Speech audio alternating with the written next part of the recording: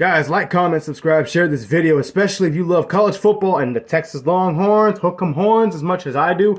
I think Oklahoma is Texas's biggest threat outside of Alabama. Actually, a bigger threat than Alabama because if you put money on games, people are more comfortable with putting money on Alabama than they would be Oklahoma, especially right now. You know, Oklahoma didn't even have a winning season. But despite that, I get it's a first-year coach with basically having to put his own team together. Lincoln Riley's team minus his top players on offense. And you knew Lincoln Riley didn't really leave much for defense on Oklahoma because he never really built a defense at Oklahoma. That's not That's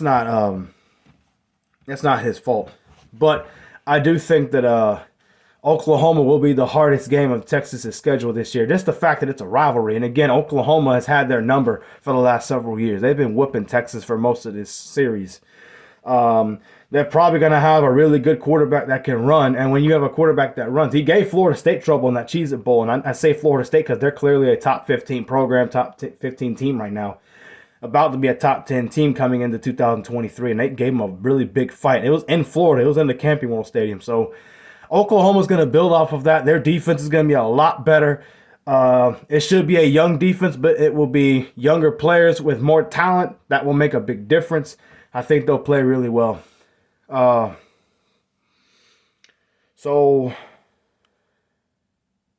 Brent Venables, that's the coach's name. I keep forgetting his name. I knew him at Florida State because he used to beat up on him with that defense at Clemson. But Brent Venables, I think, is going to put Oklahoma in a good position. Texas should win this game, but it ain't going to be by no 40, 50 points like this past year. It's going to be a lot closer. And if Oklahoma did beat Texas, it wouldn't surprise me too much because Oklahoma's Oklahoma. I'm a Texas fan, but I got a lot of respect for Oklahoma because of what they've been doing to them Horns these last several years.